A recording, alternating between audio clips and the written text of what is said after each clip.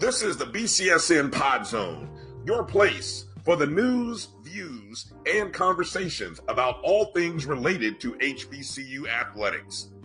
Here are the BCSN Sports Wrap, Dr. Cavil's Inside the HBCU Sports Lab, Knights of the Round Table, the pregame show, the Carlos Brown Show, the ONG Strike Zone, and more in one place. We are changing the way you consume HBCU sports, one broadcast at a time.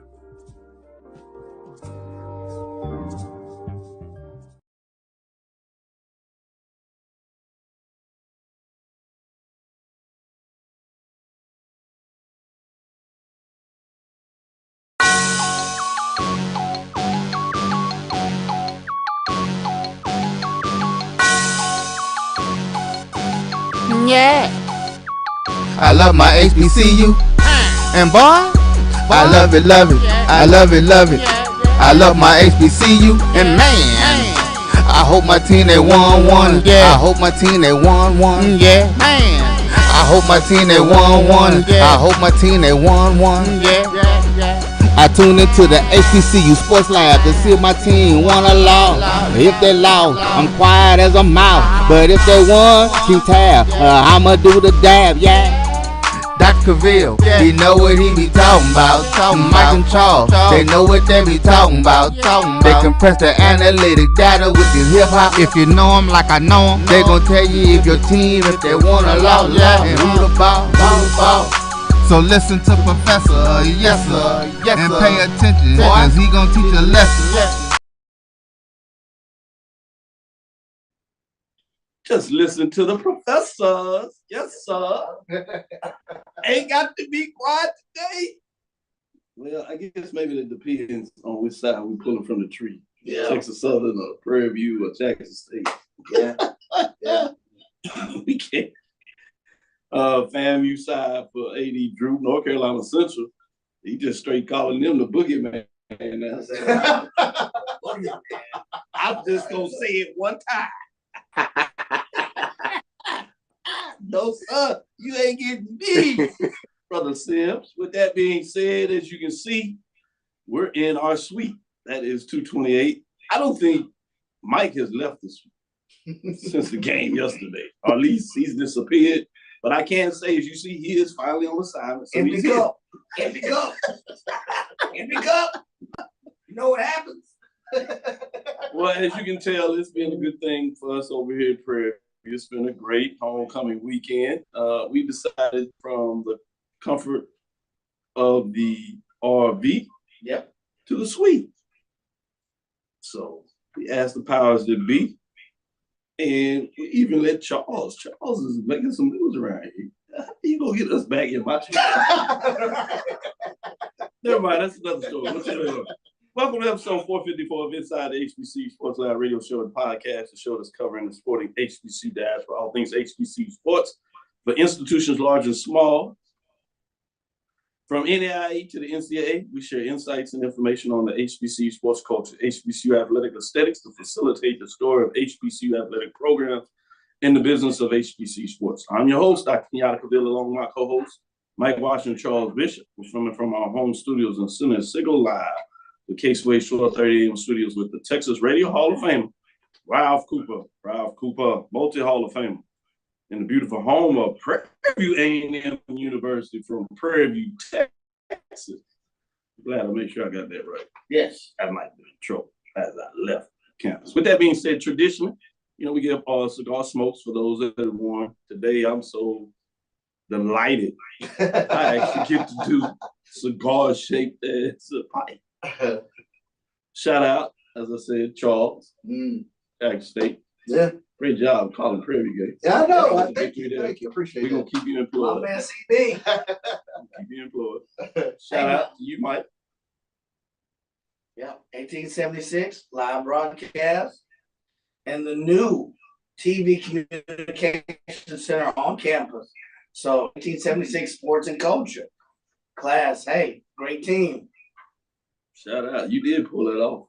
Yeah. Pull that off. That's pretty good. From the building inside the TV lab. Shout out to Joshua Sims Sr. seems like you made it through homecoming just fine. Yeah, man. You know what, Doc? Truth be told, man, I got kids, dog. So, like, you know what I'm saying? I got 3 of them under 6, and happy birthday to my baby girl, Jahari, our middle daughter. Tomorrow is her birthday, and we always get a chance to culminate homecoming with her birthday. So happy birthday, baby girl. Daddy loves you so much. But yeah, dog, I got kids, dog. I can't go homecoming like everybody else, dog. I snuck through the bowl yesterday. For y'all who don't know this, that are getting a chance to see it through the videos and the pictures. After the homecoming win, after the sound machine is tearing it down in the stadium, we all meet inside the center part of the stadium of the campus in what we call the bowl. Some of us call it the Alumni Bowl. It has the Greek letters and all of the Greek paraphernalia inside of that bowl as well. But there's also a stage in there. There's a fountain with water and all of that good stuff. It's a beautiful scene. And when I say thousands, I mean thousands. Tens of thousands of people all converge on the center part of campus, from the yard all the way to the bowl, and we all celebrate, man. Bottles of champagne is popping, and whatever other type of delight. You can smell the other types of delight that's in the air. But yeah, dog. Doc. I know not what you speak of. I hop skipped and jumped past that, dog. I had to get back to the crib. But man, happy homecoming to Eagle Nation, man. And we had a magnificent time yesterday. But yeah, dog, like I said, I got kids, dog. I gotta get back, dog. I said the same thing, Josh. If you know anything about a PB homecoming, there's 3 different tailgating sections. Yes, sir. Yes, sir. What we call the residential area, and then there's what we call Third Ward, and that's RV Nation on the grass. Yes, sir. And I got kids. I got 3 kids. And I accidentally snuck out to take a nightly stroll. And I was like, is that what these kids are doing? I was like, I can't hang anymore. I just can't hang. But no, congratulations to Panther Nation on a tremendous weekend. Not only the football team, the band, the art. You can't see it now, but you can see RV Nation still out here, and you can still get those. What do you call it? The smells of the aromas. What they used to the aroma or teen spirit, as we used to call it. Teen spirit. But I hold my nose. The left-handed aroma. Oh, and then one more congratulations. Congratulations to all those fan bases that got just a little more familiar with your basketball coach yesterday. Absolutely. So congratulations, bro. So you talking about there's some folks officially on the leg? Yeah. So there's some folks officially on the leg. Hey, Chuck, you said they pulling bios. Is that why BJ is not here? Oh, BJ! Oh my God, BJ! Yeah, we gotta bring BJ back in. But Chuck, some fan bases. He said he had Wi-Fi problems. Are you saying they reading the bios this morning? They reading the basketball? Yeah, they reading the bios. They getting acquainted with band rankings, a lot of things. So yeah.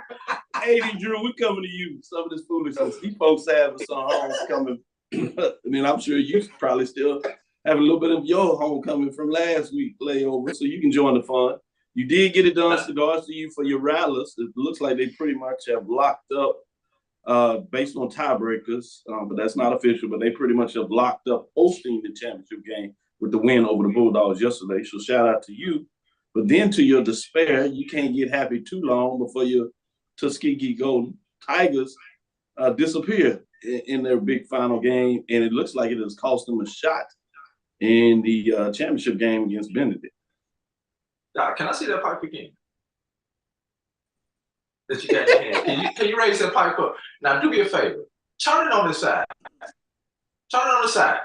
No, like that way, vertical. Turn it vertical. That's what happened to Tuskegee yesterday. The L? Okay. The L? L. Hey.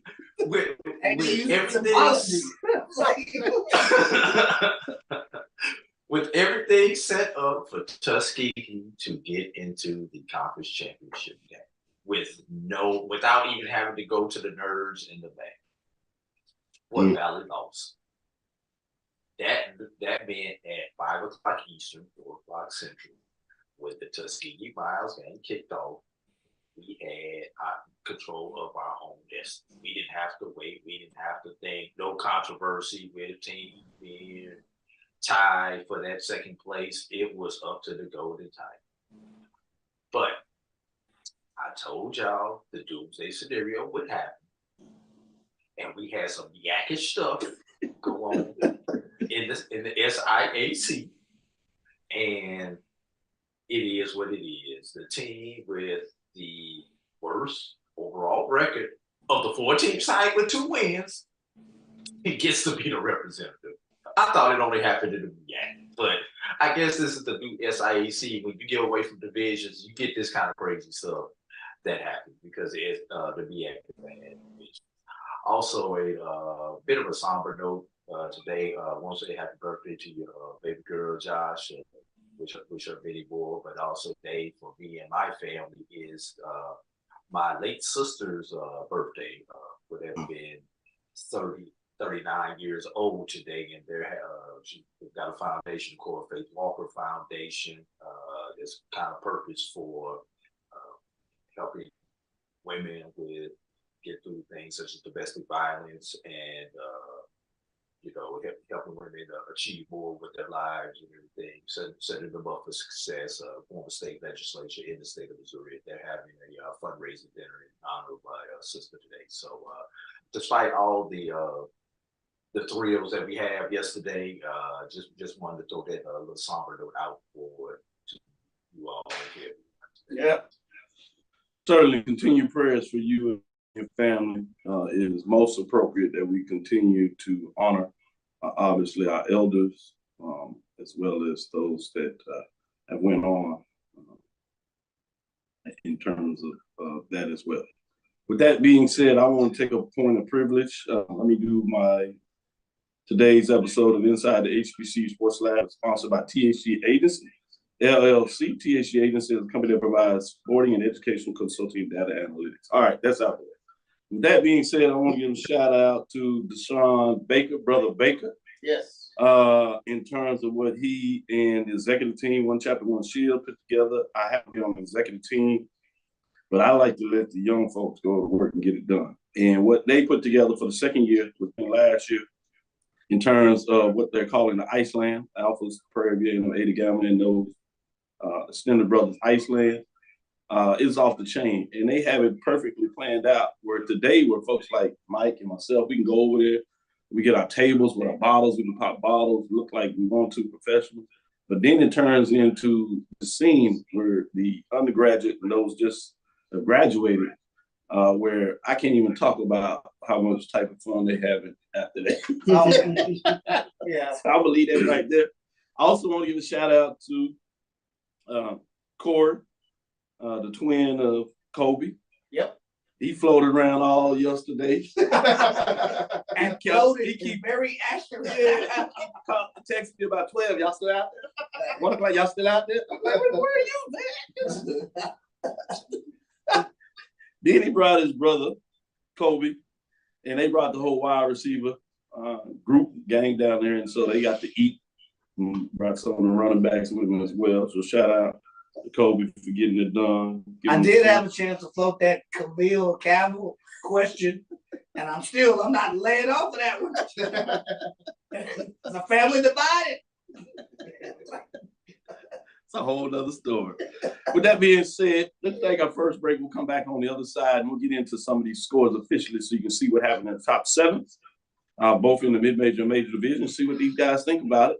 And as we said, we'll see who the official boogeyman's are, who's still in the race, because as much as you talk about MEAC-ish and SEAC-ish, the SWAC West is kind of SWAC-ish. Yes. We'll see if it continues that way or if somebody risen to the top and made a statement this past weekend. Stick with us, be right back after this break.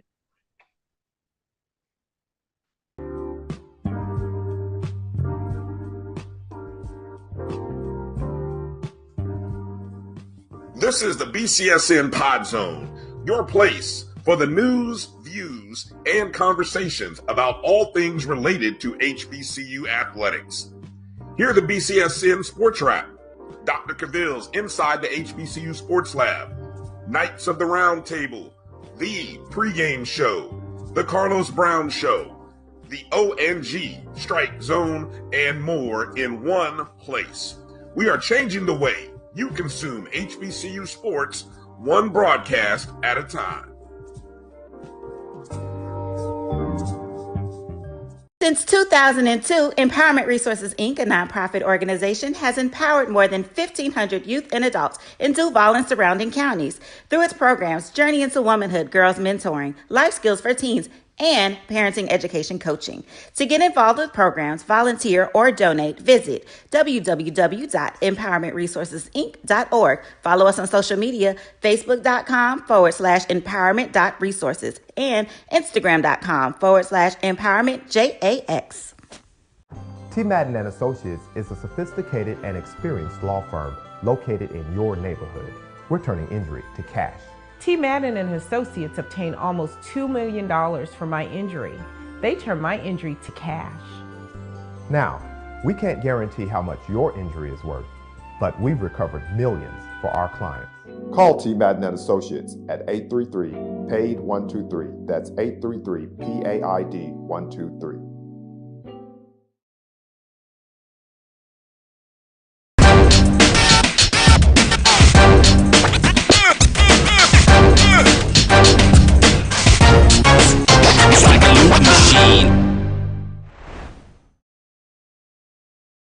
Press the analytic data with your hip hop. If you know them like I know them, they gon' tell you if your team, if they wanna lose, and who the ball. So listen to Professor, yes sir, and pay attention, cause he gon' teach a lesson. This is Dr. Cavil inside the HBCU Sports Lab. Boy, I'm a bad man. That's why I stay out of trouble. I'm doing the honeydew list, doing the commercial breaks. I'm done. Shout out to my wife. Thank you for allowing me to be me. With that being said, let's get into poll rankings. Josh ain't the only one that can get some love right here. Shout out to us.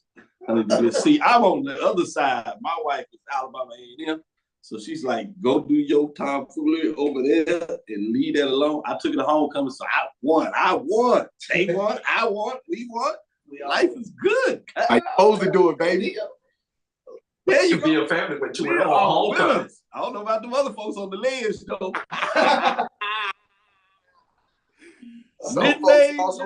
Some folks lost homecoming yesterday. You right. Yes. See a lose homecoming. You right about that.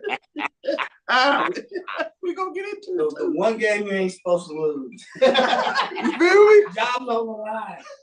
But that problem with him, he just got there. One of the school days, y'all gonna let me lose lose my job because I lost homecoming. Mm-hmm. Yeah. Dropping out this week. This past week, as you know, with Edgewater Tigers, Miles Golden Bears. Both of those teams that dropped out last week, they actually won. So it'll be interesting. So in terms of those receiving votes, Miles Golden Bears, they won this past weekend. Johnson C. Smith ended their season on a positive note as they won. Florida Memorial, as we said, they won as well in terms of their game conference opponent. We'll get into that.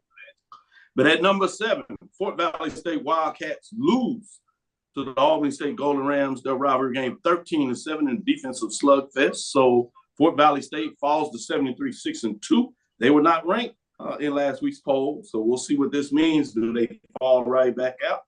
We shall see on Tuesday. At number 6, Tuskegee Golden Tigers lose to Miles Golden Bears, 35-10, 7-3, as they fall there in the conference race 6-2, creating a crash course of teams in the second spot. Drew kind of gave you an update of what that looked like.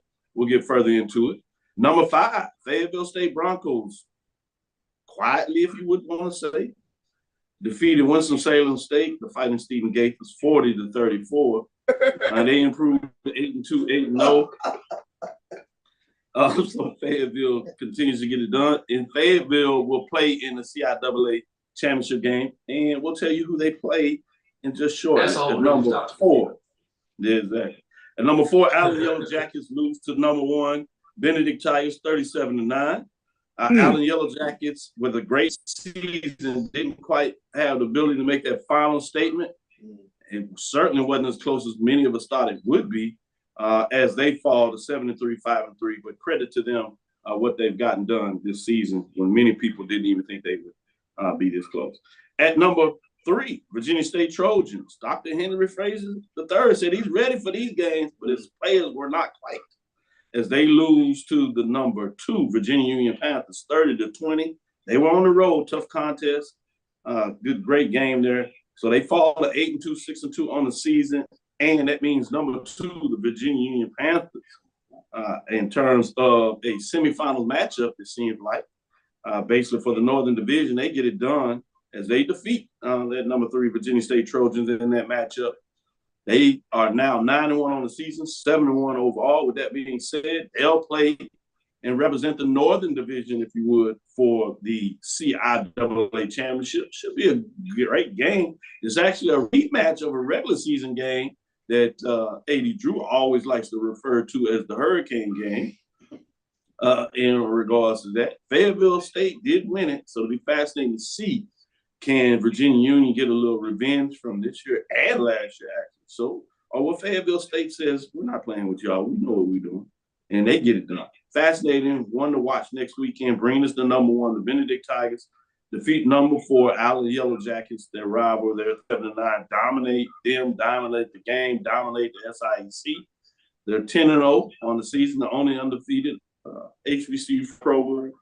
Left this season. They finished the regular season at 8-0, all 9 first-place votes.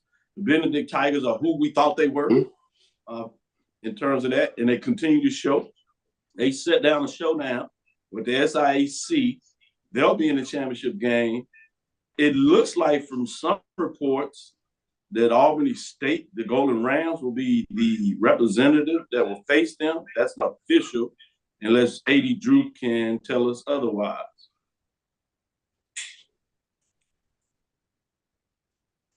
With that being said, Mic check 1 2. Yeah, we got 1 2. Yep. Okay, because I had turned my mic down for a second. But according to a release from the SIAC, and I believe that was on Thursday that they made this release, and I will read it verbatim. That if you got into this, what I read into this, Albany State is the number 2 representative, and talked to a couple people from Albany State on yesterday. They've already got their hotel reservations for that. So I think that makes if they not the reservation, if they not the representative, then there's gonna be a lot of people hoping that they did refundables on those on those hotels. That's all I'm gonna say. Some reason it doesn't. It's not. Oh, there we go. Perfect. With that being said, let me go to you, Charles. What are your thoughts on the top 7 of the big games? Any games stood out to you? Benedict Tigers. I think, like you mentioned, they are who we thought they were, and especially you want to give kudos to a team that goes undefeated a lot of times because they make it look easy week in, week out. We tend to, overlook that, but I don't want to overlook that this morning. That was an impressive victory over a really good Allen Yellow Jacket team. And Chennis Berry, take your hat to what he's done with that program. Benedict is that monster of the SIAC. Good luck taking them on the SIAC championship game. Good stuff, good stuff. Joshua Sims Sr., let me go to you. What were your thoughts, top 7? Any games? Yeah, I ain't even gonna lie, dog. I'm kind of like, that news y'all just dropped, I'm kind of like sending out text messages like to see if, like, what in the world, bro, if Albany's in that game. I got a lot of family who with Albany State who would love to go to that game. Nonetheless, though, but to the top 7. Hey, Doc, come on. I know Dr. Frazier. I know he's not feeling it this morning. I ain't even gonna send him no text message. Yeah. I ain't gonna call him. But to you, everybody else's point, man, Benedict is who we thought they were. And a super kudos to Allen, man. That program has taken light years worth of jumps ahead as a program. So I gotta give some love to Allen, and then and I just hate that for Dr. Frazier, man, because I know that you're right there. But shout out to Virginia Union, man. We got a rematch in the CIAA championship game coming up. Jada Byers, you know what I'm saying? He is who he say he is. I'm looking forward to seeing what's going to happen. And then Fayetteville State is what everybody. Fayetteville State is Fayetteville State, ladies and gentlemen. So we're gonna see. We're gonna see what happens. But I'm looking forward to this, Doc. I'm looking forward to it, man. I really am. CIAA championship game, SIAC championship game, depending on who's actually, we know who already in it, but depending on what ends up coming out, I'm interested. I can't wait. Certainly. AD Drew, I'm gonna come to you. Let me get your thoughts in terms of top 7 matchups. Top 7 poll rankings this week. It's interesting that Fort Valley lost. Number one, that was interesting. Not only that they lost, but the way they lost that particular game. Number two, David Wright with the chance to basically sew up the Conference Player of the Year award with a good performance against Benedict. Did not do that, so that race is going to be wide open this week as they vote on Conference Player of the Year. Miles, way to bounce back after basically getting your honey handed to you by Albany State last week. Golden Bears were going out in that particular matchup. And let's talk about Albany State, a team that we left for dead after week 5, week 6. Now they are playing in the SIAC championship. You know, people said they wanted to see a new matchup that they hadn't seen this year because some people didn't want to see the Miles game against Benedict because Benedict had already beat Miles. Fort Valley did not have a good game against Benedict. Nowhere in those conversations did anyone say anything about Albany State. So, and last thing, I know they're outside the top 7, but I saw Florida Memorial live in person yesterday, and I understand why they gave Graham and Phipps and was able to put up 500 yards against Graham. Those brothers down there are huge. I thought I saw a Division I team walking into that stadium yesterday just based on size. Had nothing to do with talent.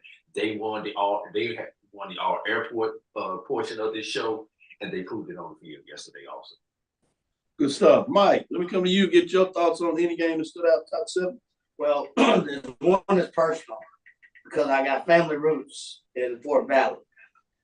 And I heard you hemming and hawing over there. Yeah, so that's always a big classic. That's always a classic game. I was texting my father-in-law who teaches at Fort Valley. He attended Fort Valley. My wife's parents, whole family went there. So we're dialed in. And earlier this year, I remember even on a couple of these shows, everybody fell in love with Miles. Ooh, Miles beat Alabama. Everybody was drinking the Miles Kool-Aid. They lost to Benedict by 3. Nobody was talking about it. Alabama's Albany State. I'm sorry. Let me make sure I say that right because everybody gets me on my pronunciation. Albany State. Nobody was talking about it. And here it comes to the classic. And it's a hardball game, 13-7. And now look where they are. So that one stood out to me for that reason. Defensive battle, but it's also a classic. So that one stood out to me. And my father-in-law, they had a few choice words to say about the referee, but we won't go there. So that one stands out the most to me. Good stuff, Mike. Good stuff. He said maybe personally. Wow. Let's get into major division games where it gets interesting for some folks as well. You talking about those folks on the ledge. My goodness. Dropping out last week was Alabama A&M Bulldogs. They at least made it interesting for a half. But it seems like everybody makes it interesting for a half against the Rallies. Then they wake up and they like, all right, that's enough. Yeah. Bye. And they just leave you. So they couldn't get it done there at home in their last home game. Grambling State Tigers are no longer in the race in the West Division as they lost to Alabama State. That continues to get things done. And people were questioning whether the coach needed to go about midway through the season. I would guess that has probably changed. Hampton Pirates are 5-4, 3-3 as they improve. Looking to see if they can get a winning record. Kudos to the Pirates. Up and down season, but could have a winning one. Solid. Howard Bison. Oh, major letdown. 4-5, 2-1 on the season. They still have stuff on the line. Well, maybe not. Let me stop. Is number 7. Is that a letdown though? Never mind. Is that really? Number 7, Southern Jaguars. They lose to the number 5 Alcorn State Braves, and they get beat up 44-21. I'm not sure if the game was as close as the score there. 5-4, 4-2. Previous ranked 5, they dropped to 7. Charles, I'm officially come to you once it's done. I'm coming to you first because I know what you want to do. At number 6, Alabama State Hornets defeat the Grambling State Tigers 17-6. Defensive slugfest there. They slow down Grambling, who offense was doing everything early this year, but they kind of hit some snags of late. Alabama State improves to 5-3, 4-2 in the conference rate. Solidly in the second position up there. At number 5, Auckland State Braves defeat number 7 Southern Jaguars, as I said. So they improved to 6-3 and 5-1. When everybody was ready to bury the Braves after they lost the Prairie View. Yep. Charles said, slow down. Charles said it. He did say it. He did it. He did. At number 4, Jackson State Tigers defeat Texas Southern Tigers 21-19. Man, the Tigers just it's one of those seasons. They tie the game up, go for 2. Can't do it to get it tied. Yeah. And the Jackson State Tigers go home smiling as they continue to win. 7-3, 5-2. They stay at number 4, though. At number 3, Tennessee State Tigers. Everybody was excited about the Tigers. Joshua said, y'all don't want this in your life. And then they could be more Charleston Southern Buccaneers in their life. They fall 6-3, 2-2 on the season. They fall 14 in terms of that matchup. Disappointing there. At number 2, Florida A&M Rattlers defeat Alabama A&M Bulldogs 42-28. They improved to 8-1, 7-0 in the conference race, 5 first-place votes. Remember, they dropped from the number 1 ranking after a couple of weeks last weekend, and number 1 North Carolina Central, as they have their first week in the number 1 position this week, defeat Norfolk State Spartans 38-24. They improved to 8-1, 3-0, leading the MEAC. So it'll be interesting as we go forward. Before I go to Joshua, who just seems like having fun, I gotta go to Charles first because I promised it. Well, Doc, I think finally maybe now the Braves fans and Braves fanatics, you can quit firing Fred and there. I mean, it's just it is a normal ritual year after year to fire Fred McNair. But shout out to the big bad Braves. They came through in a big way yesterday in terms of handling business at home.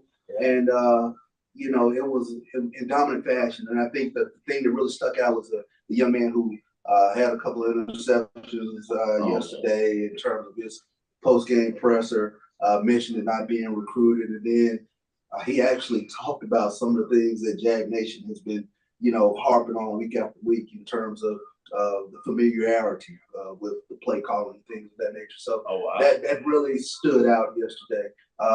Shout out to the Tallahassee Visitors and Convention Bureau. You're about to make some money. Yep. Exactly. The city of Tallahassee is really about to make some money. We've seen with the economic models, what the SWAC championship, what it brings to the city, what it brings to the campus, things of that nature. Kudos to Rally Nation. So those are things that stuck out for me yesterday. He said the Tallahassee Visitor Brew got the win. They got the homecoming win yesterday. Joshua Sims Sr., what is on your mind?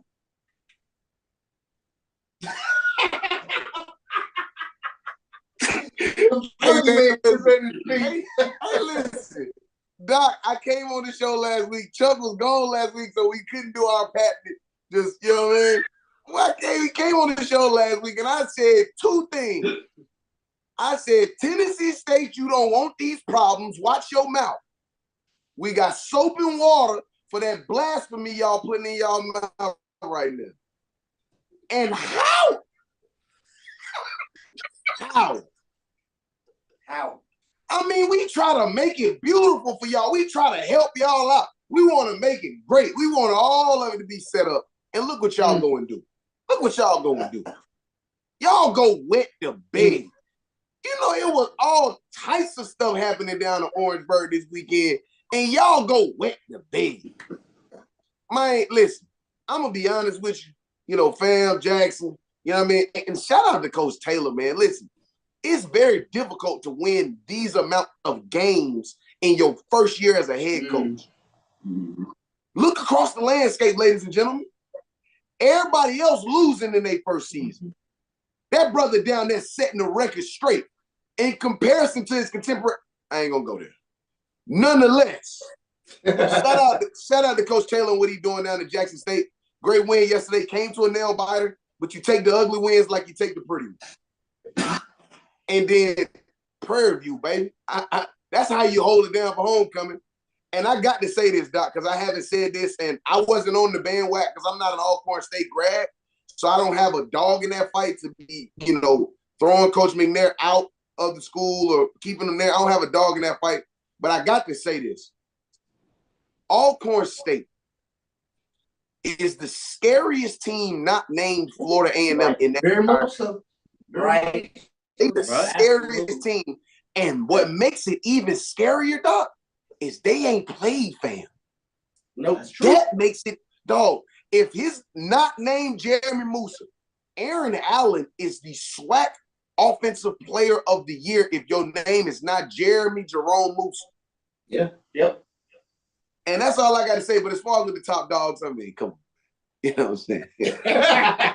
You know what I'm saying? Come on, man. It is Sunday. We got Joshua preaching over here. We thought it was election Tuesday. He didn't went to the preacher pulpit. With that being said, Katie Drew, what was your biggest game this weekend that stood out to you?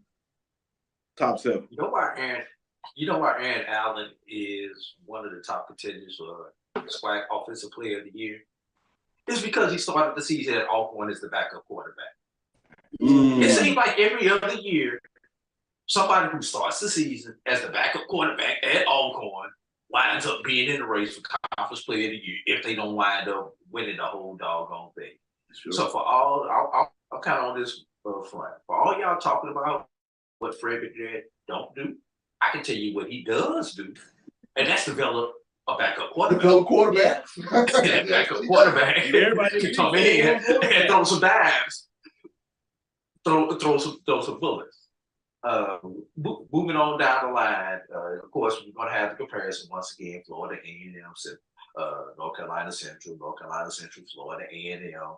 Going to be a little tougher this week. Both of them essentially won by the same score, same margin.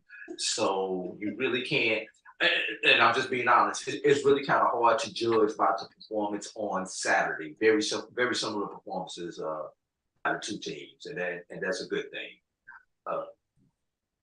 HBCUs, let me tell y'all the secret. Do not play a Gabe Giardina coach team, whether he works for an HBCU or he no longer works for an HBCU, because all he does is beat the HBCUs. He did it at Albany State, ran through the SIAC when he was at Albany State. Now he's gone over to Charleston Southern, and for all those Tennessee State people who had something over there, he'd have shut down another HBCU in Tennessee State and took their hopes and their dreams away from them. So you shout out to Coach Gabe Giardina. Drew. You cold-blooded, Drew. I knew where he's going. Shout out to Coach Gabe Giardina. Just like Hampton is the HBCU killers, Coach Gabe is the HBCU killers as a coach. And last thing, is there another team that's hotter than Alabama State right now? Yeah. Alabama State, although they can't win it, they can spoil a whole lot of things out here. Yep, you sure right. Mike, what you got? I was thankful and prayerful that Prairie View played Alcorn when they did. That monster yesterday, they didn't want that. They did not want that. I'm serious. They did not want. If you saw that game, I sat and watched that game in the suite. Nobody wants to play Alcorn right now. That's the hottest team, I agree. And FAMU, stop jacking up the hotel costs. I look at hotel costs. It's $500. It's Tallahassee, bro. It's Tallahassee, man. That's Tallahassee. Stop jacking up these hotel rates. I'm wearing. You can look 50 miles outside. Hey, you better come on up here to Georgia and stay. It's the West Hill Hotel. You better come on to Georgia. Stop it, FAMU. Okay, you winning. All right. But that's my takeaway. I mean, seriously, leave Fred alone. He does it every year. Leave the man alone. Every year. He's on the hot box. For what? Now, I tell you what, Dooley is starting to have that, this is what Odoms was going through. Oh, boy. If you listen to that Southern Chatterbox, Oh, I see what Odin was going through. Seriously. So that's my other takeaway. Good stuff, man. Oh man, what a segment. We'll be right back. Even the Motel 6 come up for $269. $269 from what hotel? Motel's $269 right now in Tallahassee. We'll be right back after this break. Man, them expensive hotels. It don't make no darn sense, man. It don't make no darn sense. I call.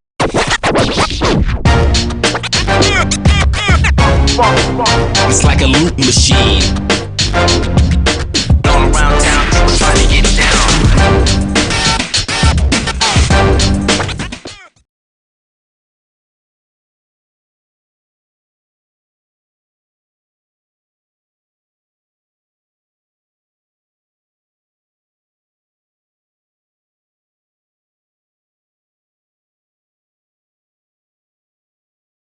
From novice to aficionado, find yourself here.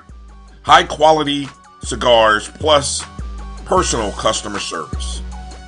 Slow Burn is Waco's only mobile cigar lounge, featuring a meticulous, curated collection of premium cigars. Visit our website, www.slowburnwaco.com. That's www.slowburnwaco.com. Supermarket sushi, really? No. Wait, Troy, you work here? I'm never not working. Like Head & Shoulders Scalp Shield technology, up to 100% dandruff protection, even between washes. Never not working, huh? Oh, Troy, you're such a good teacher. Yeah, I know.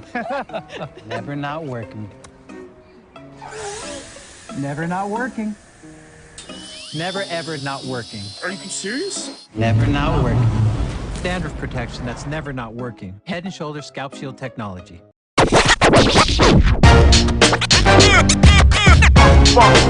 It's like a loop machine.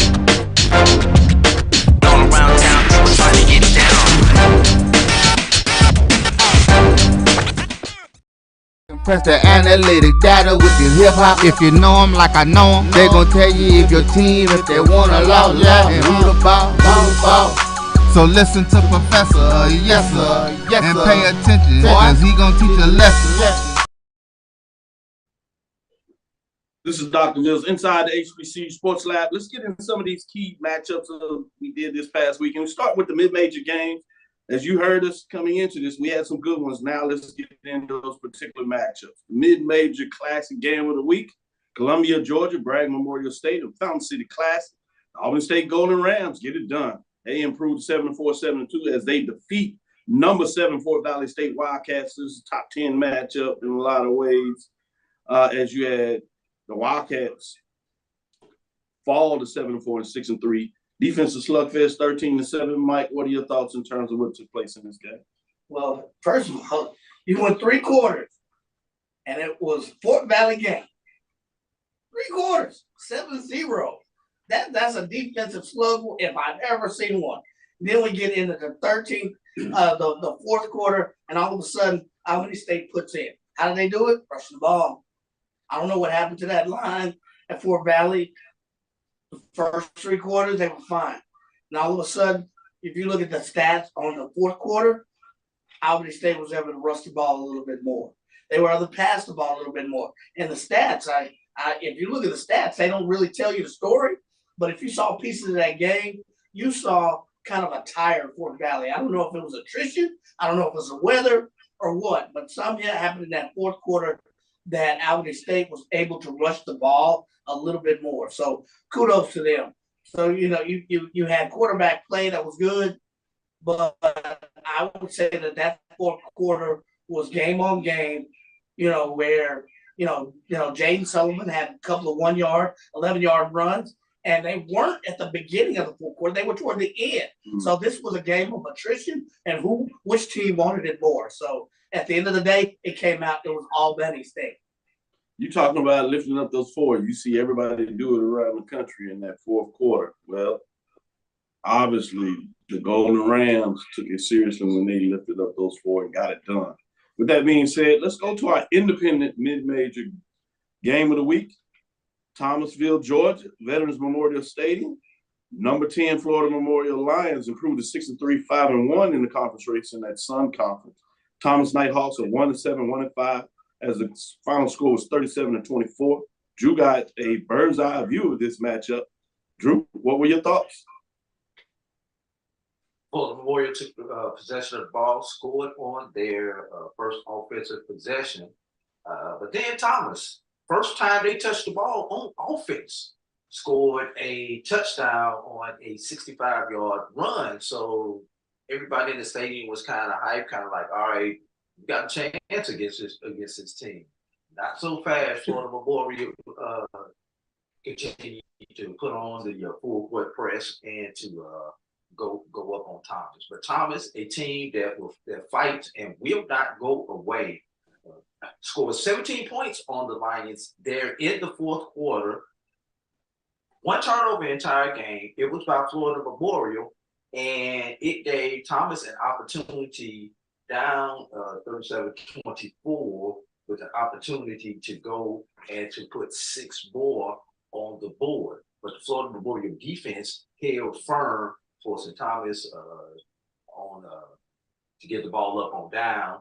And from that point, Florida Memorial was essentially able to control the game, the running game, and run out the clock on the Nighthawks. Florida Memorial is looking good as they try to close out the season. They got a big one next week to make a statement. As pretty solid season, as you talked about. Kaiser University, to be fascinating to see what goes up there. With that being said, let's get into the CIAA mid-major game of the week. Richmond, Virginia, Ruby Field, L. Douglas Wilder Classic. You all know by now what was on the line. Top 3 matchup. It doesn't get much better than this. Number 2, Virginia Union Panthers. Get it done. Live up to all the hype. 9-1, 7-1. Defeat the upstart number 3, Virginia State Trojans that fall to 8-2, 6-2. 30-20 was the final score. Joshua Sims Sr., take it away. Yeah, man, this was CIAA football, man. This was the matchup that we talked about for weeks that could end up happening in the CIAA North. And would you believe it, ladies and gentlemen, that Virginia Union got this done through the air? Most all of their touchdowns yesterday through the air, including Jada Byers' only touchdown yesterday. Still went for $155 on the ground yesterday, but had 168 total yards yesterday, and his only and long touchdown goes through the air. Virginia Union goes on an air attack that nobody saw coming. We thought that Virginia Union was going to ground and pound this game, and Virginia State's team was going to have to play really good defense to stop the run. But wow, man, Virginia Union does it. This was a close game, Doc. This was a close game. But that early touchdown in the first quarter turned out to be the deciding factor. Second quarter was a back-and-forth chess match. Third quarter was a little bit more of the same even game. And then in the fourth quarter, ain't nobody score. And it became a defensive juggernaut. Almost keep away, a game of keep away in the fourth quarter. But, man, I am so surprised. I was so surprised to watch this game a little bit on the CIAA Sports Network yesterday, and was so surprised to see Virginia Union win this game so efficiently through the air. That was the biggest surprise for me yesterday to see that. Shout out to Virginia Union. Shout out to that coaching staff and that program and those young men who came together and won that game yesterday. Now it's time for the CIAA championship game. If the Panthers can get it done in that championship, that bodes well in terms of Virginia Union playoffs. The fact that now they have a different way that they can win a football game, that could be intriguing moving forward. With that being said, let's talk to the other side. The number 1 team. There's a top 4 matchup in this game in Columbia, South Carolina. Charlie W. Johnson Stadium. You had the number 1 Benedict Tigers as they improved to 10-0, 8-0 on the season. They were at number 4 Allen Yellow Jackets at 7-3, fall to 7-3, I should say, 6-3 in the conference race. Final score of the game was 37-9, so it was not really that close in terms of these top teams. Good game, good matchup. Charles, what were your thoughts in terms of those Benedict Tigers? Yeah, well, shout out to Benedict Tigers in terms of being the first HBCU team since Winston-Salem State got it done in 2011, 2012 to have back-to-back undefeated regular seasons. So shout out to Coach Chinsbury regards to that. And when you talk about this game yesterday, they got it done early. They capitalized off of Allen turnovers in the first quarter. They scored on off of turnovers on 2 of their first 3 possessions, 21-7 there in the first quarter. They were able to coast the rest of the way through the game, 37-9. But when you take a look at it, normally we talk about Luka Denlis in terms of that defensive prowess, leading charge. Yesterday, it was actually a young man by the name of, oh my goodness, he got it done yesterday. Joshua Barker, talking about 8 tackles, 4 tackles for a loss, 3 sacks yesterday, Dr. Bill. So this Benedict defense, they got it done yesterday against a really, really good Allen offense in terms of limiting what David Wright was able to do. Can't take your head off enough to Benedict Tigers in terms of what they were able to get done. Good stuff, Jared. Good stuff. Last one here we got. We're gonna go back to AD as we go to Fairfield, Alabama, Charles Sloan Stadium. Another top 10 matchup. Number 8, Miles Golden Bears improved to 73-62, defeat their rival in the number 6 Tuskegee Golden Tigers. They fall to 73-62, 35-10. Game wasn't quite that close at the end. Little nip and tuck early in it. Drew, what are your thoughts? Games started off Tuskegee doing everything that they had on the line. Started off well, scoring the first time that they touched the ball on offense after forcing Miles to punt the ball. Tuskegee up 7-0 early. Miles able to come back, tie the score, and then ultimately take the lead early in the second quarter. And then Tuskegee was able to get a field goal as time expired in the second quarter to make the score 14-10. So if you're a Golden Tigers fan at that point, all right, we've got a chance in this particular match because we've got the ball coming out first in the second half. Well, not a good thing. Both teams traded punts there early in the third quarter. And then it looks like there was a turnover, but Miles was unable to capitalize on it. But it looks like the Miles offense was able to finally click and figure out that they could take advantage of the Tuskegee secondary and big play, touchdown, Miles. Get the ball back. Another big play. Not a touchdown, but he gets stopped on the one, so the quarterback takes it in on the next play for the touchdown. And then that's when you started seeing the wheels fall off of the Tuskegee train.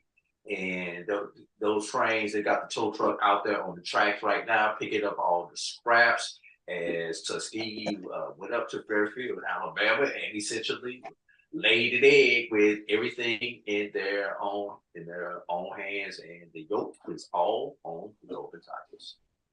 Man, well done, A.D. Drew, because you broke this down at least 3 weeks ago, maybe a little further back.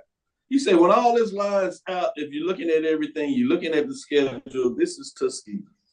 They got this and this and that. The last thing I have to do is tough one against the route. Everything else is going to line up. And it rolled just like you said.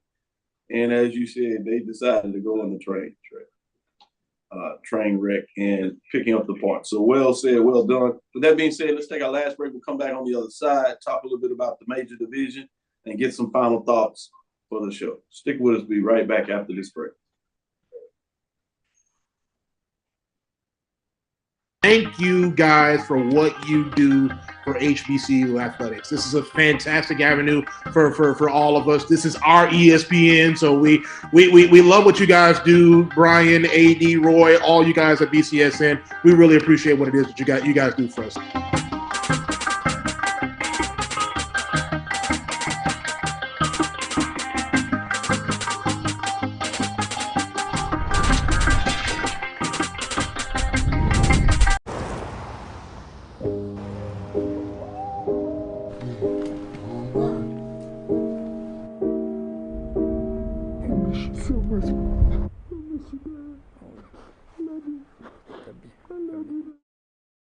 At CDW, we get speed as the new currency of success. Our team spends way too much time tending to outdated applications and software when they should be focused on driving application agility and innovation. CDW Amplified Development Services modernizes software and application development to help accelerate innovation and digital transformation. So you mean building new applications, UI, and mobile interfaces? Well, you said you needed to innovate more quickly.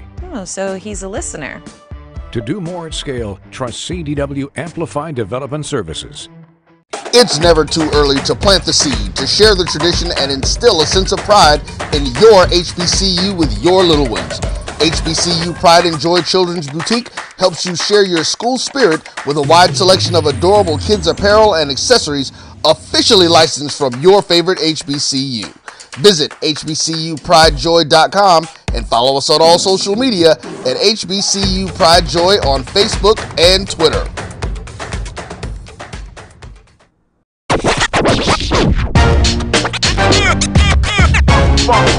It's like a loop machine. All around town, people trying to get down.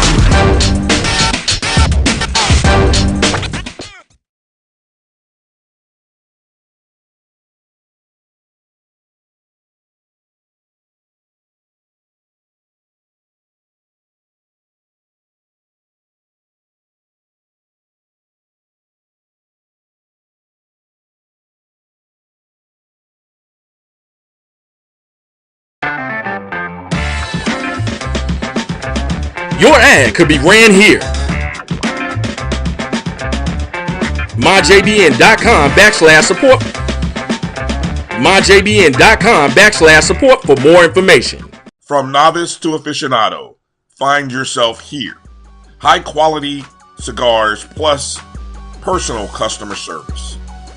Slow Burn is Waco's only mobile cigar lounge, featuring a meticulous, curated collection of premium cigars. Visit our website, www.slowburnwaco.com. That's www.slowburnwaco.com.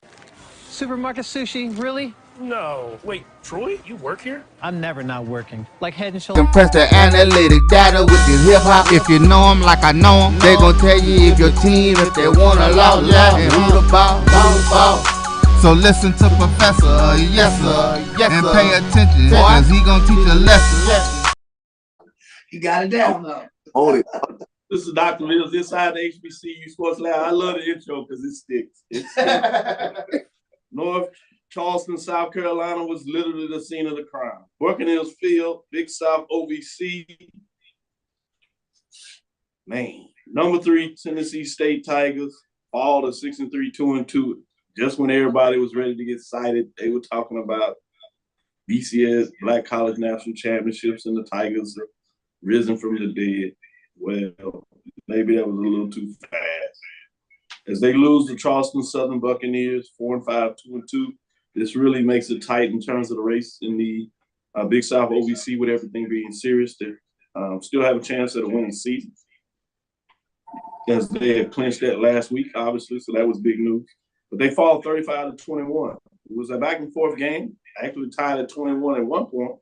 But with that being said, Drew, what were your final thoughts on this overall match?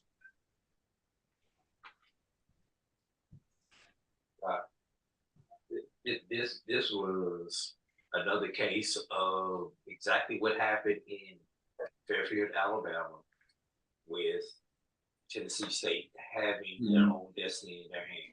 With UT Martin losing, Tennessee State, with a victory, could have pulled themselves tied for second place with everything in their own hand for a majority of their destiny in their own hands for the rest of the season.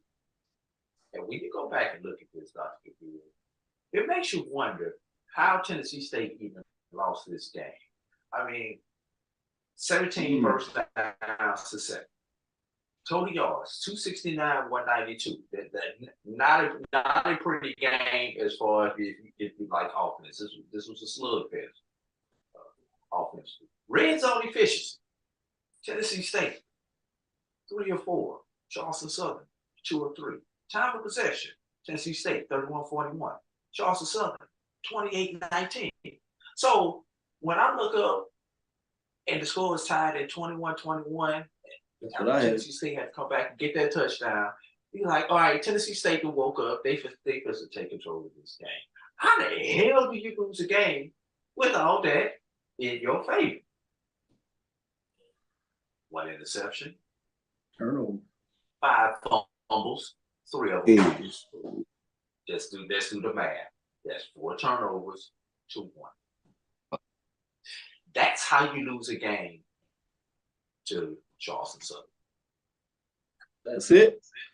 When you get in there, That's it. Classic matchup. Hold You the said it ball. well. That's how you lose it. Turnovers will get you in trouble every time, unless you're really that imposing. But you have that discrepancy in the margin difference, it's hard to get it done. Let's get into our classic game of the week.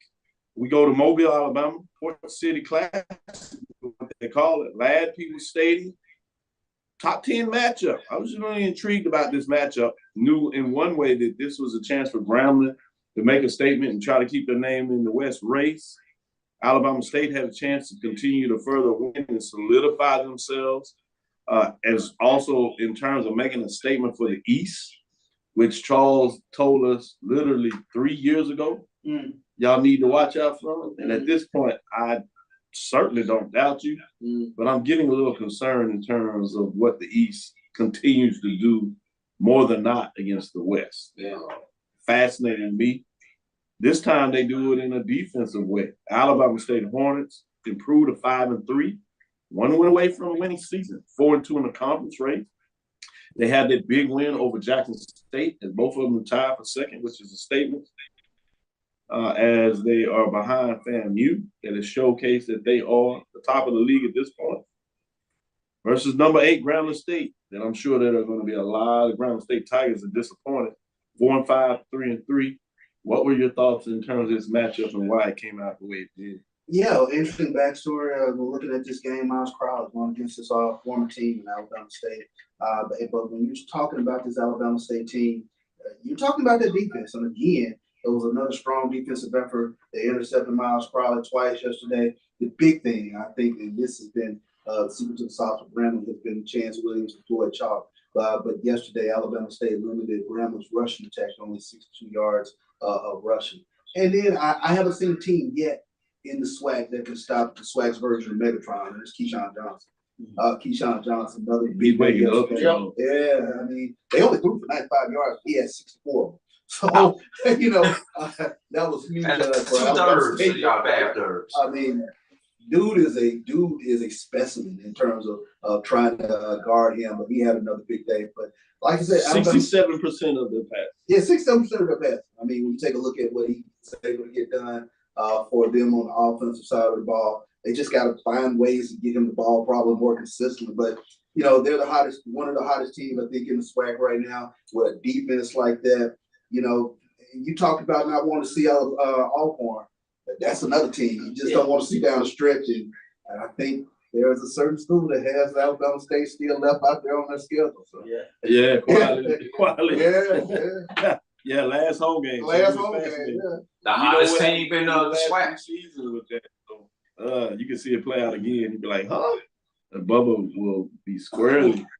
He woke back up. A lot of folks decided after this, but he got to find a way to at least finish the deal from his side. Yeah. If Alcorn gets it done, that's a different thing. But he doesn't want to be in a position where Alcorn stubs the toe against Jackson State. That game leaving out there, and then it's all yours, and you can't get it done against Alabama State Hornets. Very much so. That will be fascinating. Let's switch gears and go to our brothers over there in the MEAC. MEAC Division Game of the Week, Orangeburg, South Carolina, Oliver C. Dawson Stadium. The South Carolina State Bulldogs 4-5 as they improved to 4-5, 2-1. I told everybody coming in this matchup, I even said it during the football media day, this was going to be fascinating. I was in South Carolina State. It was their homecoming. And I was looking at it, Buddy Pugh had a chance. He needed to run the table. The players needed to get it done for him to find a way to run the table, and they could finish with a winning record as he exits and retires. I said all that. And then you get the news in the middle of the week that the athletic director was no longer going to be in position to get the job unless she resigned. immediately, basically that Friday before the game, which took on a whole different direction. Joshua, you kind of alluded to this in a little bit. And then I said, hey, but it's number 10, the Howard Bison, who fall to 4-5 because of this loss, fall to 2-1, meaning they were undefeated. They had a chance to get a solid win, make a statement, host the game against what now is the number 1 ranked North Carolina Central Eagles, both going in 3-0. And the Bison this time could not come from behind to get it done. They fall 27-24. They did push a comeback, but it wasn't enough. With that being said, Joshua Sims Sr., I'm really intrigued to see what your thoughts are in terms of this matchup. Doc, there's so many ways. You know, football is a multi-layered, multi-dimensional sport. I think that there are other sports that are similar, but just not the same. There are so many components to the game of football that end up impacting the outcome of the game. When you start hearing the analysts and the pundits talk about third down efficiency, yards per carry, time of possession, efficiency, quarterback rating efficiency. When you start hearing statements and data points, to my brother Mike's point, data points like this, it begins to make you have to peel back the layers of a game for you to truly understand how the outcome ends up going. So just a little bit into my coaching mind, because I cannot go too deep into this. And then I would just start going down a rabbit hole from a coaching perspective. Check this out. 2 of 14 on third down efficiency. That's not good. Not good at all. Check this. 193 passing yards to 19 passing yards. 53 rushing yards. 2 yards per carry. Time of possession, similar. But this is the one that's most alerting. Somebody yesterday, I don't want to talk about this because it hurts my heart that we let this young brother get out of our backyard and make his way down to Orangeburg, South Carolina. 27 carries for 283 rushing yards. Averaged a first down and a half, 3 touchdowns. And check this out. His biggest run yesterday was for 85 yards. You want to know how or why you lose a football game? Here it is, ladies and gentlemen. You lost the third down battle. You were completely inefficient on third down. You only rushed for less than 70 rushing yards. And you allowed a true freshman to rush for 283 rushing yards. So don't ask why you lost the football game. Don't ask if it had anything to do with Quentin Williams. He balled out yesterday. Because I'm sick and tired of hearing people talk about Q Will being the reason why they lose games. 16 of 29 for $193 yesterday, 2 passing touchdowns. Can't ask for more efficiency at somebody else's homecoming. But you gave up 438 rushing yards yesterday. They went 3 for 11 for 19 yards through the air. 19 yards? You gave up 438 rushing yards. Talk about making a team one-dimensional and you still lose in a one-dimensional game. I digress. I mean no harm. I mean no hurt. It's Sunday. It's the Sabbath in some religions. In other religions, it's just a day for you to be able to chill. So I digress. I'll leave it there, Doc. I don't mean no hurt, harm, or danger. Yeah, I got to repeat that. 438 yards on 46 carries. Yeah. That's 9.5 yards a carry as a team. Yeah. They had That's a two first down. guys that rushed for a first down every time they touched the ball on average. He talked about Juwan Howell, 10.5 on the average, but you have Corey Fields at 13.7, the quarterback. No wonder he didn't pass the ball. He have to. You have to do You have to. I just got to throw something. And that means out you there. lose all the time in possession because all you need to do, it don't matter how efficient you are on the quarterback because you can't keep off the field. Move the sticks. First down. Every time you run, first down. Every time you hand the ball off, first down. Every time the quarterback take a snap, first down. And you let Corey Fields do that, and you got Mr. Dual Threat coming into your town next week. Oh my God. I'm sure the linebackers are sitting around looking at the defensive line like, how many gaps y'all gonna miss? What is this? Exactly. Drew, you Hey, want Chuck, last thing, Chuck. Hey, Chuck, last thing though, Chuck. Not only the defensive line, but they was making the linebackers look silly. You get to the next level, and you out here. He said they had linebackers on skates. 80 Drew.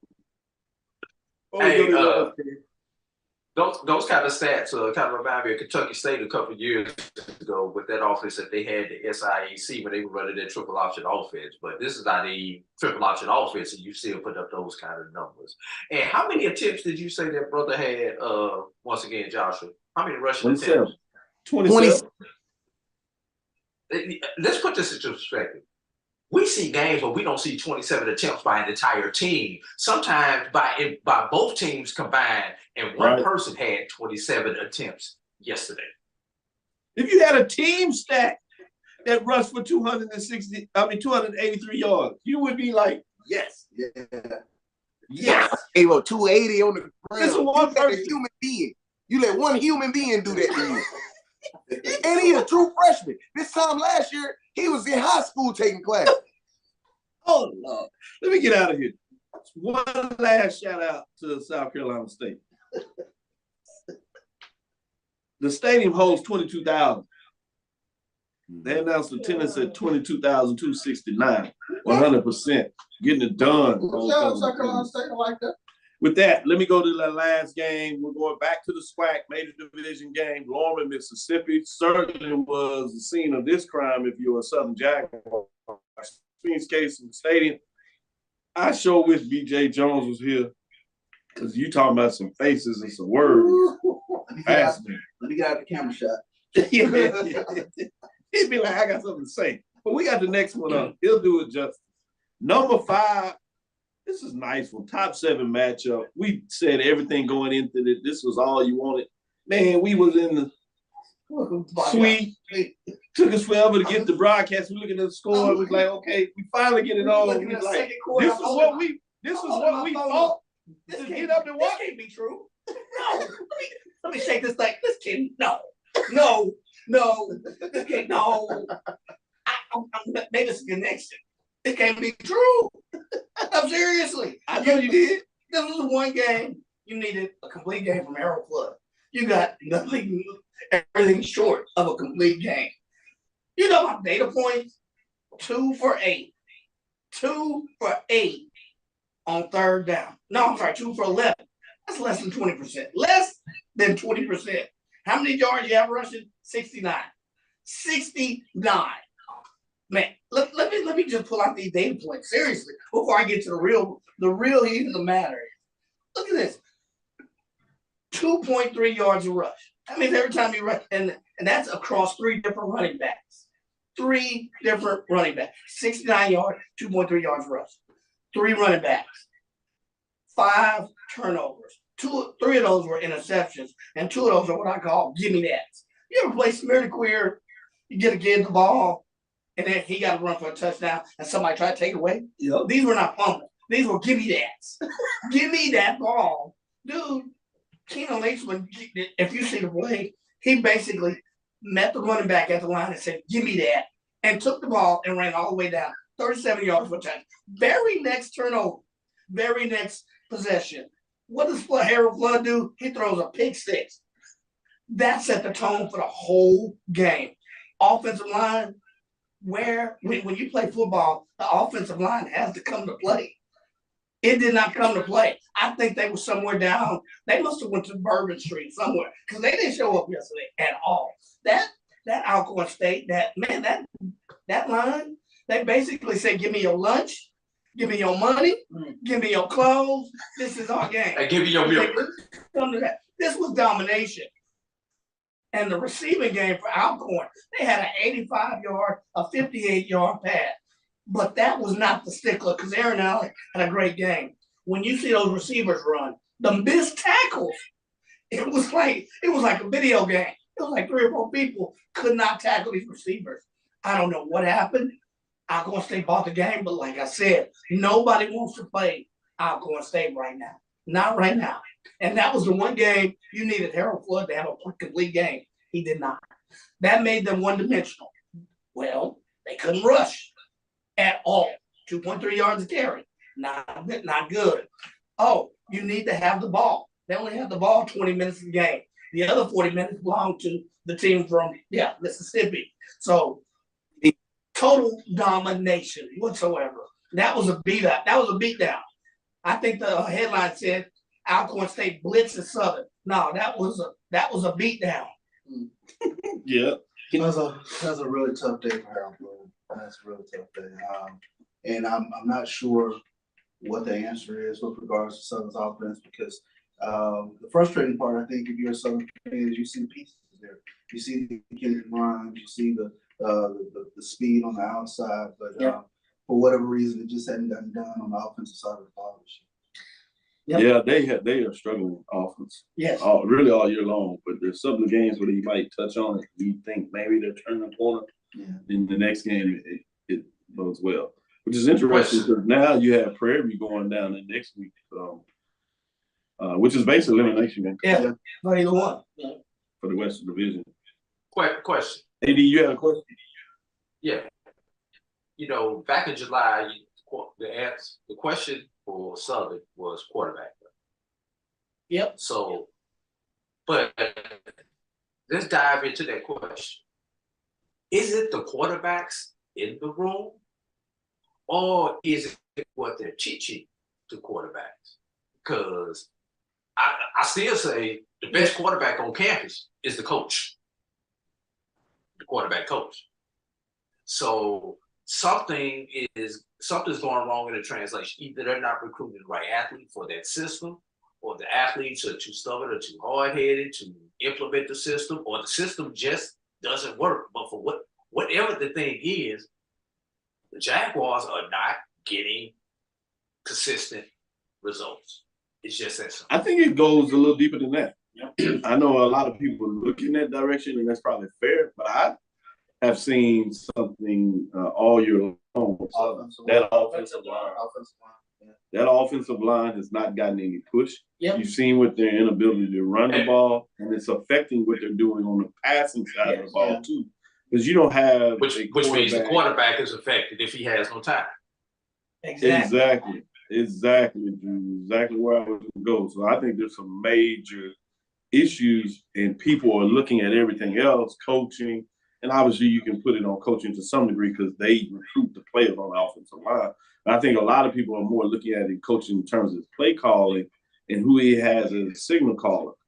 At this point, there may be some of that, but I think a larger issue that makes it a challenge is the offensive line. You may have a quarterback that can come in there every once in a while, but consistently over a year, you have a problem if you can't get any good run blocking, and then you also have a set that really can't pass block either. You got a major problem on your offensive line. Exactly. Let's take our last break and come back on the other side with our final segment where we'll look into some of the key matchups for next weekend. But I also want to make sure we touch on the number 1 and number 2 team, at least in terms of the Final Four, as they continue to look like what is a collision course. We talked about some of the teams that are out there that they need to be watch out for. We'll set it up next week for a matchup, both in the MEAC and SWAC. So stick with us after this last break, and we'll come back on the other side and give you a final segment, final thoughts from these gentlemen here on what took place, and we'll put a pin on at least the 2023 homecoming for North Carolina Central and Prairie View A&M University. Since 2002, Empowerment Resources, Inc., a nonprofit organization, has empowered more than 1,500 youth and adults in Duval and surrounding counties through its programs Journey into Womanhood, Girls Mentoring, Life Skills for Teens, and Parenting Education Coaching. To get involved with programs, volunteer, or donate, visit www.empowermentresourcesinc.org. Follow us on social media, facebook.com/empowerment.resources and instagram.com/empowermentJAX. T. Madden and Associates is a sophisticated and experienced law firm located in your neighborhood. We're turning injury to cash. T. Madden and Associates obtained almost $2 million for my injury. They turned my injury to cash. Now, we can't guarantee how much your injury is worth, but we've recovered millions for our clients. Call T. Madden and Associates at 833-PAID-123. That's 833-PAID-123.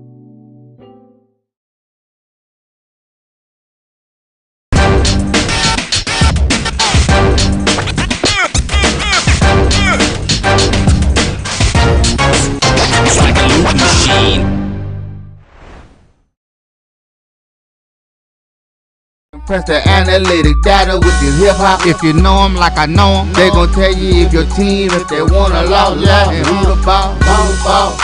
So listen to Professor, yes sir, and pay attention, cause he gon' teach a lesson. This is Dr. Will inside the HBCU Sports Lab. Boy, those breaks, I'm glad they're not recorded. With that being said, let's get back into it. Number 1 ranked North Carolina Central Eagles as they took over the number 1 spot. They defeated Norfolk State Spartans 38-24. They continue to be what we thought they are and continue to do what they do. The number 2 ranked Florida A&M Rattlers defeat the Alabama A&M Bulldogs 42-28 as they continue to do what they're supposed to do and make a statement. Well, I really wanted to get into a couple of key matchups this weekend. I think it's obvious. On the west side, you have Prairie View at Southern. Yep. Saturday game. Prairie View comes at 4-5, defeating Pine Bluff. We said this weekend, Southern comes off the losing to Alcorn State 5-4. Big matchup here. What are your thoughts, Mike, in terms of this matchup? Originally, when we started, we said, we know Southern's big, right? We didn't know how good the quarterback was. Looking at them play against FAMU and then against Alcorn, you see some real issues, not only with the offensive line, but the quarterback play. We just talked about that. If Prairie View can pull a complete game, and I would say complete, go on the road like they did at Alcorn, even though it's early in the season, and they get solid play out of Trayvon Conley, they spread the ball across the several receivers they have, and they run it, and they have a balanced offense. Prairie View has a strong chance to go into Baton Rouge and take this one. That's a big hit because even though Prairie View played a solid game, we've seen times where one drive, they're like, that's the Prairie View we know and expect. And then we'll see another drive where Trayvon Conley, what were you thinking? What's up with the play calling? So if they can put together a consistent game, they have a great shot at going against this. I don't know where they went, offensive line for Southern, and running the ball, and offensively, basically meeting them defensively as well, because their efficiency has been almost worse at times, much worse than Prairie View A&M. If you look at them across the last 4 games, so it'll be interesting which team shows up and can Prairie View be balanced without the mistakes and maintain that consistency. Good one. I'm gonna go to you, Charles, for this one. This was a sneaky one for me. First, they moved the game to Sunday. That's Alcorn State come off a big victory over Southern. Now they got to go on the road. They're controlling their own destiny. They come in at 6-3, as you know. They play Texas Southern. That's 2-7. They haven't quit, obviously. They're at home. Do they have a chance to finally find a way to get over a hump and get a key win where they have been close but no cigar? Is this the one they can get done? Will they shock the world? They can if they don't turn the ball over. I think that's the big thing with Texas Southern. This is a team that has talent on both sides of the ball, and they're easily one of the best rushing teams in the SWAC. And I think that's the big thing. You have to worry with regards to Texas Southern, with regards to them shooting themselves in the foot. And that's tough to say because you see the talent, you see the pieces there. Yet week in, week out, they figure out a way to hand over games, if you will. And I think that's been the biggest thing. But when you talk about Ladarius Owens and Ja'Cory Howard, they're going to give you a full 4 quarters.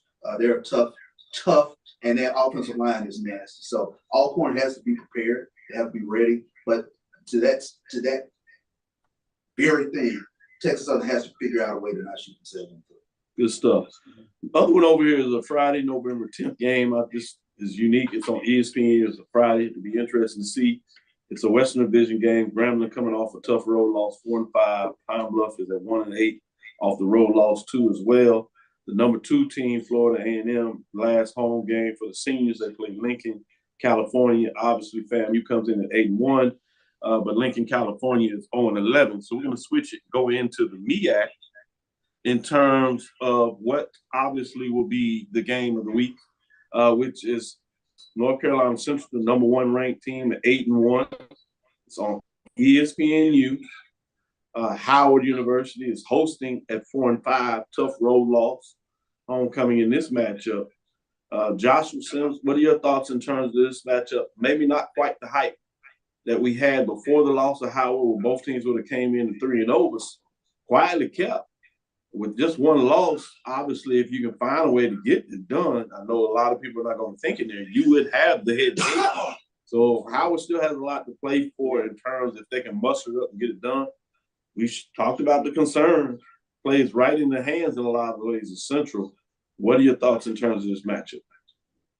Yeah, Doc, if I could just flash back a little bit from about 2 or 3 months ago, I talked about that there was one game on our schedule, not because we thought that they were a formidable foe, but because at MEAC Media Day, there was a question that was asked by Jay Walker on the stage about how we felt about Howard being and parading themselves around as the co-champions. And I came on, I talked to you about it. We talked about it on HBCU Nightly, but I talked to you specifically about this, Doc, and I told you that I had never seen a team that had so much forward for them.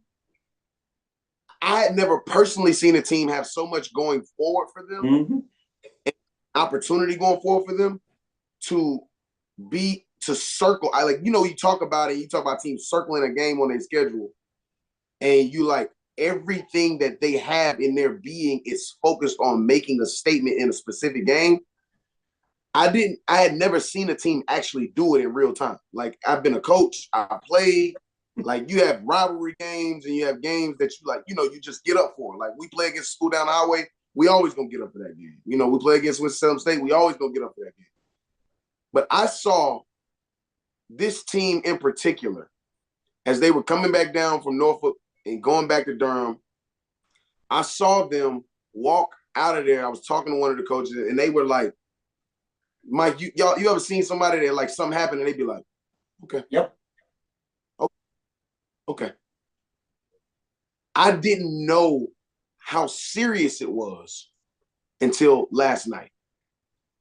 I was texting last night with some of the players after the game, and after the game, they swung by the bowl and said hello to everybody, but then they all left and went back to their room. And our All-American quarterback last night didn't go out. I asked him if it was, I told him be safe and if he was going out. He didn't go out. He said, and I quote, "I have a statement that I'm going to make to the country next Saturday." Listen, I was a B+ high school football player. You know what I mean? I stepped in North Carolina Central and played behind some All-Americans and, and made my way on the special teams. And I ain't saying that for everybody else, I know that the intrigue has gone down because they lost to Howard last week. But, because they lost to South Carolina State yesterday. But I'm telling you right now, as God is my witness, there is a message that these young men are trying to send It ain't a get-up game for everybody else in the world. But for these young men, they have a statement they are trying to make. I don't know how this gonna look. I don't know what this gonna look like. But I've never seen this team more motivated than they are right now. They've been waiting and waiting and waiting. And they've been quiet. They haven't said anything. Doc, correct me if I'm wrong. No, I was If there. any of these I guys was come on there. the I TV was night, there in Norfolk for that, and I heard it clear as they were making it around. Yeah. It was serious. It was very palpable that that the Central did not, those players there, not the coach, but the players there, they wasn't feeling all this co-champion. Co-champ. And they lost the game. I mean, they won the game. So it's interesting when that comes up. I like that. So I'm fascinated. This is another one, quiet, sneaky game, Charles. Yeah, we won't get into it, but I want to bring it to y'all attention. Morgan State, 3-5 versus what they've done defensively. Find a little bit of offense. They're 3-5. If they went out, that was a 500-year season. Second-year coach. Yep. He's on his way. Going out in South Carolina State. I already told you that they had to run the table. They come in at 4-5, big win. At home game, ESPN Plus. This is one to keep your eyes on in regards to Buddy Pugh finishing out the season or Morgan State. Yeah, exactly. Yeah, I'll leave it right there. Drew, I'm gonna come to you. We're gonna go over there to Tennessee State. But before you do that, I do have to make a statement. North Carolina A&T continues to struggle, 42-32. Yep. I know you call them the team school down the highway, but they lost their homecoming 42-32 against Towson. That was 4-5. It's going to be fascinating to watch this program, not because we want to see the misery. I think Josh probably. Oh, I love it. But in all seriousness, how high this team was before they left to make the changes. And people can say whatever reasons, and many of them could be true, but the fact of how far they've fallen. Yeah. So it's going to be interesting to see what that looks like. Now, what I want to go to you, Drew, is Tennessee State. They already have the winning season 6-3. Obviously, they feel they let it get away in regards to putting themselves in a position to fight for the Big South OVC Championship. More importantly for them, they were looking at the playoffs potential. That's done. But this is the matchup that you can really tell if they turn the corner. 6-3. Tennessee State faces Eastern Illinois that is also 6-3. So on ESPN, it's going to be fascinating to see what that looks like as you talk about the standings. Eastern Illinois is at 2-2. Obviously, Tennessee State is at 2-2. So just for the trajectory of the overall program, what are your thoughts, Drew, quickly as we get out of here? This is a game where Eddie George has to make a statement to show how true of a coach he is. Every coach loses that game that they felt like they should have won. Every coach loses that tough one. What marks a good coach from a great coach is the ability to come back and use the 24-hour rule and forget about it and to go and continue on the mission that you have for the entire season. HBCU national championship is gone. Chances at the FCS playoffs are slim.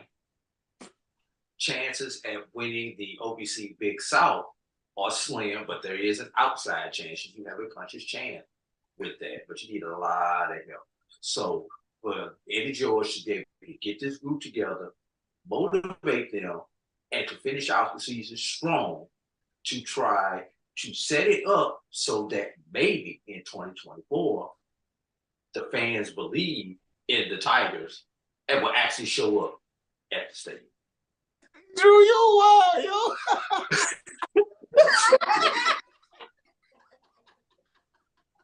Oh, man. Man, how we get out of here between Josh and Hey, that was too serious, man. Hey, Dr. Cavil, did you hear Drew? You hear what Drew said at the end, though? He said it's so cool and so smooth. He said, so this show in 2024 will decide to show up. I heard it. The only reason the fans showing up is if they announce they're going to join the SWAC. Whether it's 2024, 2025, 2026. Other than that, they're not coming. They told you what they're doing. You can do all the winning in the world. You're going to have those select fans who want to see them win. Outside of that, they just going through the motions. But let them do what they do. That's what they do. Thank you for listening inside the HBCU Sports Lab. Drew did try to sell it. Make sure you share our podcast with your friends and colleagues. That fell short. Joshua. Charles Bishop did everything not to laugh. Mike Washington poking fun. Josh is just grinning and doing his famous thing. It is good. I am Dr. Kenyatta, Dean of HBCU Sports, come from inside the lab in the College of HBCU Sports with Mike Washington, Charles Bishop, Joshua Sims Seniors, and AD Drew here at Prairie View, shutting down the former part of the homecoming. Boy, was it a good one, another legacy. And I am out of wind. I can't wait to sit up here and just sit back on my couch and watch Brian and AD on Sports Rap because I won't have anything left. Again, we hope you enjoyed everything. Make sure next week you catch up with X's and O's, 2 of the 3 of the crew, BJ Jones, curator of the HBCU Weekly, Joshua Sims, senior curator of HBCU Nightly. Again, we want to thank you for listening to us inside the HBCU Sports Lab with Mike Watch, Charles Bishop, every Tuesday and Thursday, 6 o'clock Central Standard Time, Sunday at 9. Obviously, the shows are not as long generally on Sundays, but little love in terms of homecoming special. North Carolina Central. I do want to give Charles a special statement to make sure he gets an announcement. He's finna go over there and call SWAC Soccer Championship. Grambling taking on Jackson State SWAC Soccer Championship. It's been a tremendous few days. SWAC Championship's been here on the campus of Prairie View during homecoming festivities, Thursday, Friday, and culmination today, Sunday on SWAC Digital. My dog. Congrats, dog. I know you can't call it, but Grambling's playing really well. Jackson. Yeah, both teams are playing very well. They do a tremendous job of maneuvering the ball across the pitch and using their speed to push the ball into the corners. And they have both teams have great scorers right there in the middle in terms of midfielders who are able to get the ball in the net. Josh, what time can we catch that? Some of your MEAC folks to make sure they get a women's soccer program up there, man, so we can get some crosstown rivalry, man. We on the way, Doc. We on the way. North Carolina Central. Those are, and I can't. I'm not gonna say official. I cannot make that as official. I don't work for the institution, but I know that because we have that auxiliary field, because when we have some additional resources there on campus, in the athletics department, that will be one of the next sports that we add, man, is men and women's soccer. So I'm looking forward to that because North Carolina in general is a hotbed for soccer, and now that we have the pro team in Charlotte, you'll start to see us 100% really dial into soccer, man. So I'm looking forward to that, Doc. I'm looking forward to us being able to come down and play Jackson in soccer on the women's and same with Prairie View and all of our brothers and sisters, man, inside the diaspora who have soccer. We're looking forward to doing that. No doubt. Delaware State, South Carolina State, and Howard, shout out their soccer. Drew, quick. What time is that game on SWAC Digital, Charles? 1 o'clock. 1 o'clock Central, so it'll be 2 o'clock Eastern. Good stuff. Thank you. We look forward to next week when we discuss the latest in the news in the lab. Thank you for Drew for getting that out. Follow me, Dr. Kenyatta Cavil, DrKNYATTACAVIL on Twitter, Facebook, and Instagram. And we haven't forgot about that. We want FAMU and Bethune-Cookman to get some women's soccer as well. Inside the HBCU Sports Lab, Twitter, Facebook, and YouTube. Inside the HBCU Sports Lab, dream big. Continue to move forward. We will talk with you soon. Charles. Horse. Mike. Lecture. AD and Joshua. Dismiss. Be safe, people.